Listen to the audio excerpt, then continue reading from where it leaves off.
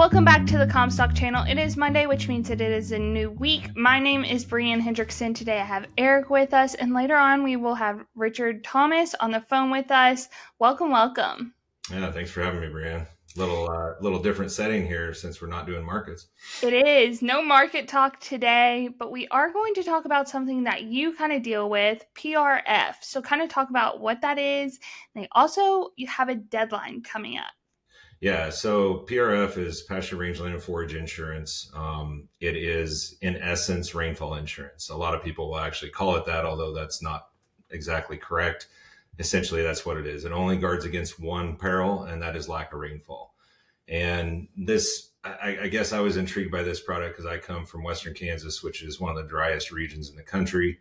Arid soils, dry air. That's why such a large percentage of our cattle feeding operations are in that part of the country, from the Texas Panhandle up into Western Kansas.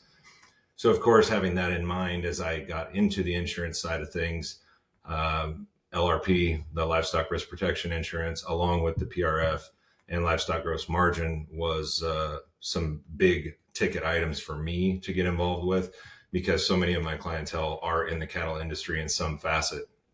And so I started digging into the PRF as a deal for cattle producers and backgrounders primarily. But what I found out was it actually covered a lot more than what I thought, and it was probably less known than what it should have been.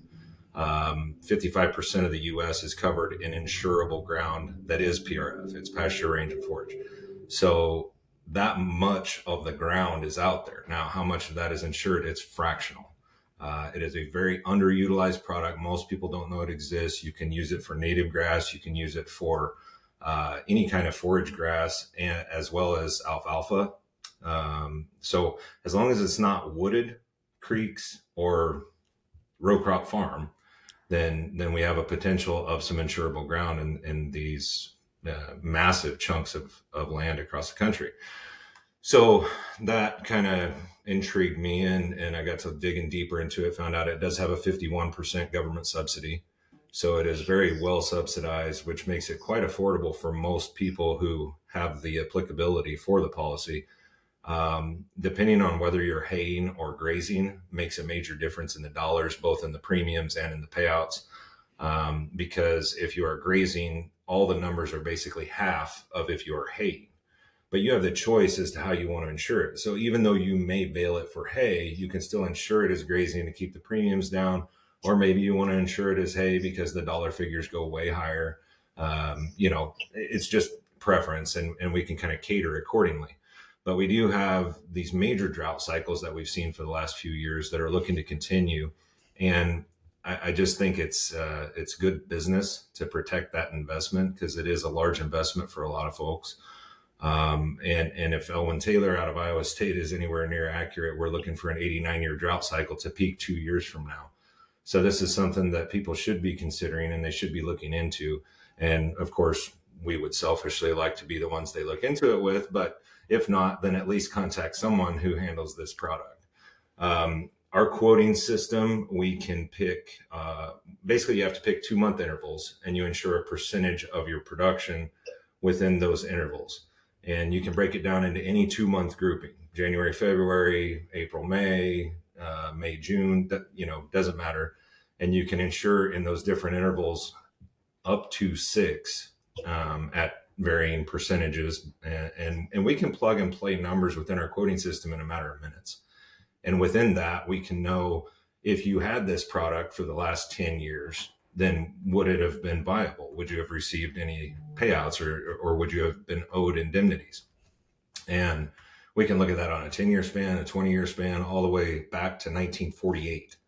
So we're talking 75 years back. We can look at the performance of the product for your specific location within your rainfall grid. And so it is very, very easy to just plug and play and figure out, is this something that works or not? So far, I've only found one part of the country, and that is along the Mississippi River in Wisconsin, that it absolutely didn't work. So there's a high chance that for most of our listeners and most of our subscribers, it would be a viable product that they probably ought to be looking into.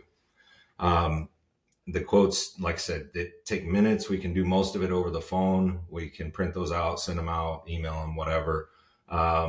but we are running up against time crunch, like you said, and the sign up deadline for PRF policies is December 1st.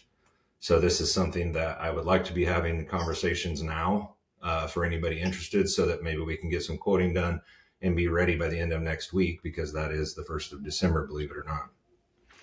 All right, let's bring in Richard Thomas from Fredonia, Kansas, who actually uses PRF. I didn't know about PRF until last year, and we signed up for it late in the year, and it had coverage for this year. It isn't any different than crop insurance. What it does is prevent a train wreck from being any worse. If I'd have known about it, I'd have been using this for a decade or more. This is working for me. I'm going to sign up again before the deadline. That's just as simple as it gets. This is a good business decision.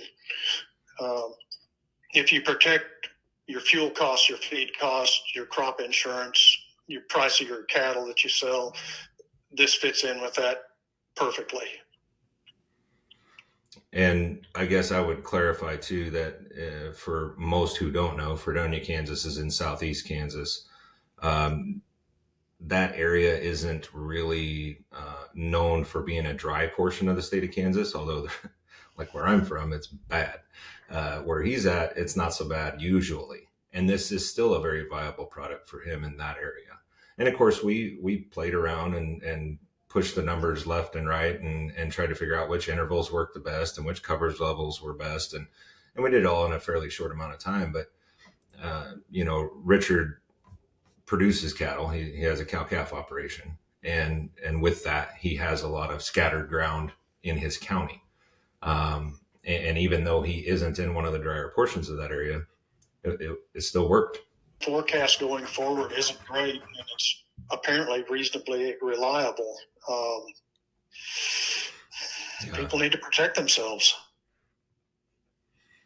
Yeah, I think, I just don't know a simpler way to put it. And I think this is a product that once people look at the numbers, sells itself. But yeah. You have house insurance. I mean, this isn't rocket science. And if they want to get any information about this, where can they go to? So I would say send an email to report@comstock.com, which I think you can list for them, as well as give us a call at the office at 712-227-1110. Be glad to hear from anybody and hopefully get some of this put together. I think it just makes good sense for anybody who's got any grass ground out there. There's not a lot of it in Iowa because the farm ground's too valuable, but there actually, you'd be surprised at how much acreage is out there. And only, I think, 7% of the insurable PRF acreages are insured. All right, deadline is December 1st. Make sure you reach out. That'll be all for this episode. Thanks so much. All right, Brian, thanks. Want more premium content? Subscribe to the Comstock Report, where you will receive 2 reports daily. Want more video content? We are on Facebook, YouTube, and now TikTok. So don't forget to like, follow, and subscribe.